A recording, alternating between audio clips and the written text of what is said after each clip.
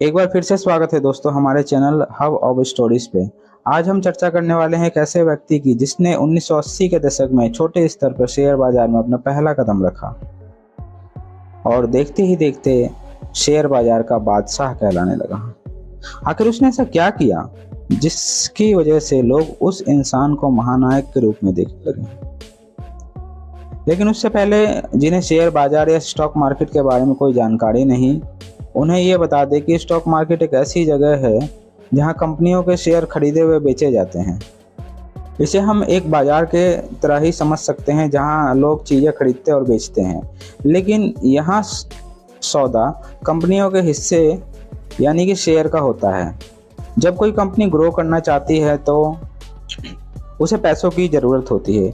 इसके लिए वो कंपनी खुद को शेयर मार्केट में रजिस्टर करवाती है, जिससे लोग उस कंपनी के शेयर खरीद सकें और उस कंपनी का मालिकाना हक का कुछ प्रतिशत उनके पास आ सके। अब हम बात करते हैं उस इंसान की जिसकी पकड़ शेयर मार्केट में काफ़ी ज़्यादा थी।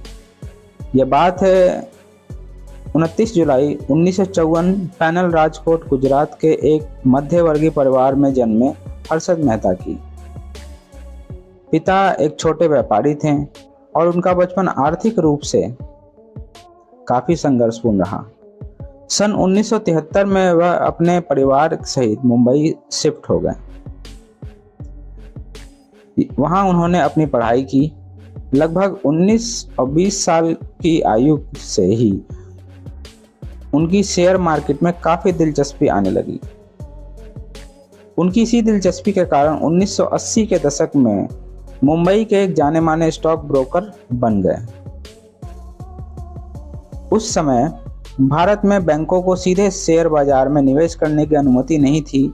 इसके लिए उन्हें सरकारी बॉन्ड खरीदने पड़ते थे। बैंकिंग लेन देन का डिजिटलीकरण नहीं हुआ था, जिससे फर्जी दस्तावेजों से लेन देन करना आसान था। ये एक ऐसा सिस्टम था जहां अलग अलग बैंक एक दूसरे को उधार देते थे और सरकारी बॉन्ड खरीदते बेचते थे। इस पूरे सिस्टम में कई खामियां थीं। ना बैंकों के बीच सही तालमेल था, ना ही किसी के पास यह चेक करने का कोई सही तरीका था कि लेन देन असली है या फर्जी। हर्षद मेहता ने इसी खामियों का फायदा उठाया और उन्हें भरोसा दिलाया कि वो उनके लिए सरकारी बॉन्ड खरीदेगा। इसी भरोसे का फायदा उठाकर वो बैंकों से पैसा उठाकर शेयर मार्केट में डालना शुरू किया और कुछ ही चुनिंदा कंपनियों के शेयर जबरदस्ती चढ़ा दिए और वादे के मुताबिक वो उन बैंकों को फर्जी कागजात यानी कि बीआर देता, जो यह दिखाता कि बॉन्ड खरीद लिया गया है। इन फर्जी कागजों यानी कि बीआर के जरिए उसने बैंकों से करोड़ों रुपए उधार लिए और उसे शेयर बाजार में निवेश किया, जिससे शेयर बाजार की कीमतें कृत्रिम रूप से उछाल आ गई। इसी वजह से कई निवेशकों ने पैसा लगाया और बाजार तेजी से ऊपर आ गया। लोग उसे एक फाइनेंशियल जीनियस मानने लगे जिसने स्टॉक मार्केट को नई ऊंचाइयों पर पहुंचाया। वो खुद को एक बिग बुल के रूप में पेश करने लगा। उसने अपनी अमीरी का प्रदर्शन इस तरह किया, महंगी गाड़ियाँ यानी कि टोयोटा और लेक्सस कंपनी की गाड़ियाँ, बंगला और हाई प्रोफाइल लाइफस्टाइल अपनाई।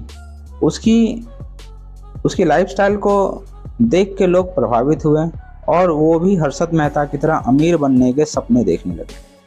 उसने कुछ चुनिंदा कंपनियों जैसे एसीसी, सैटेलाइट, वीडियोकॉन के शेयरों की कीमतें तेजी से बढ़ा दी। इससे आम लोगों को लगा कि ये शेयर असली में दमदार हैं और उन्होंने भी भारी मात्रा में खरीदारी शुरू कर दी।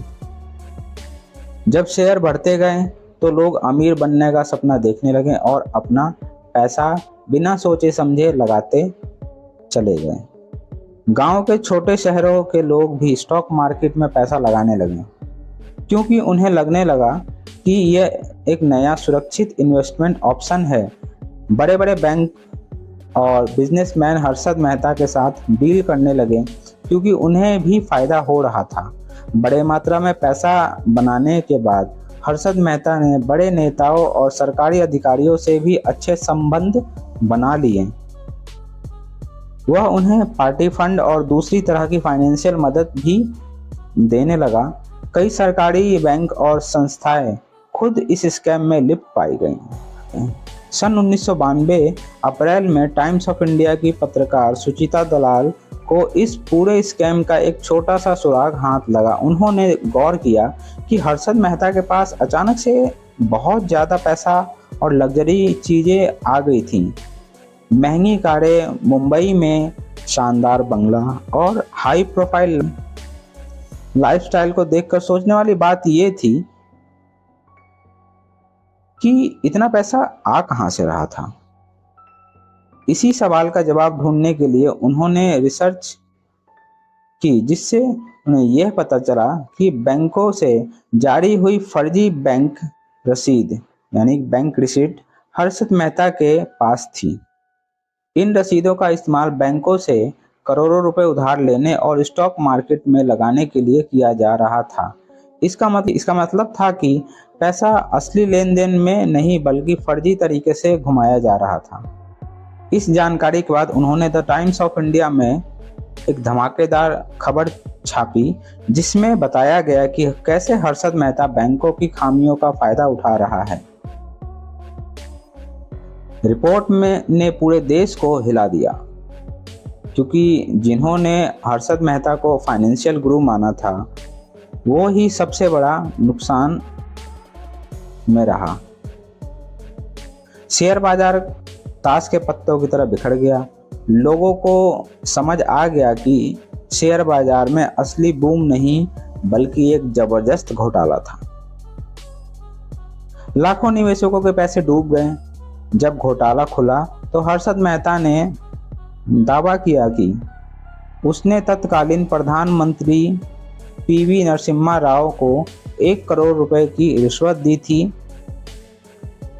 उसने कहा कि यह पैसा राजनीतिक सुरक्षा और घोटालों को छिपाने के लिए दिया गया था। हालांकि इस दावे को साबित नहीं किया जा सका। जब घोटाला खुला तो सरकार ने दिखावे के लिए कुछ बैंकों और अधिकारियों पर कार्रवाई की, लेकिन कई बड़े नेता बच गए। जांच समितियां बनी, लेकिन राजनीतिक स्तर पर ज्यादा नुकसान नहीं हुआ। हर्षद मेहता को घोटाले के मुख्य दोषी बताया गया, लेकिन उसकी मदद करने वाले कई नेता और अधिकारी बच निकले। यह घोटाला सिर्फ हर्षद मेहता तक सीमित नहीं था, बल्कि राजनीतिक तंत्र, सरकारी बैंकिंग सिस्टम और भ्रष्टाचार का मिला-जुला खेल था। इस खबर के बाद सेबी यानी कि security and exchange board of India और आरबीआई को जांच शुरू करनी पड़ी, जिससे पता चला कि हर्षद मेहता ने 3,500 करोड़ रुपए का घोटाला किया था। बैंकों को भारी नुकसान हुआ, जिससे पूरी भारतीय अर्थव्यवस्था हिल गई। एक पत्रकार की खोजबीन से लेकर सरकारी जांच तक यह पूरा मामला धीरे धीरे खुलता गया और आखिरकार हर्षद मेहता को जेल जाना पड़ा। उसे गिरफ्तार कर लिया गया और उस पर 72 आपराधिक केस और 600 से ज़्यादा सिविल मुकदमे दर्ज हुए। इस घोटाले ने यह दिखाया कि भारत का बैंकिंग और शेयर बाजार सिस्टम कितना कमजोर हुआ करता था। इस घोटाले के बाद सरकार ने नए नियम बनाए, लेकिन आज भी वित्तीय घोटाले होते हैं, जैसे कि नीरव मोदी, विजय माल्या केस को आप देख सकते हैं।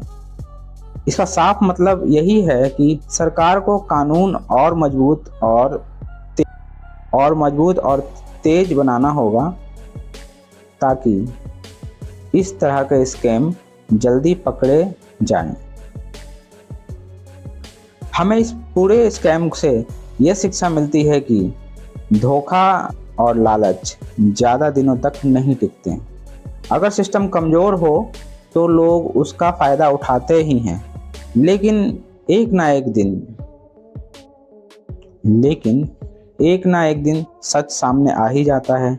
इसलिए व्यक्ति को फाइनेंशियल लिटरेसी यानी कि वित्तीय ज्ञान होना चाहिए, ताकि वो अपने पैसों को पूरी जांच पड़ताल के बाद ही कहीं लगाए। जी हाँ, व्यक्ति को फाइनेंशियल लिटरेसी यानी कि वित्तीय ज्ञान होना ही चाहिए, जिससे कि वो अपने पैसों को पूरी जांच पड़ताल के बाद कहीं इन्वेस्ट करे।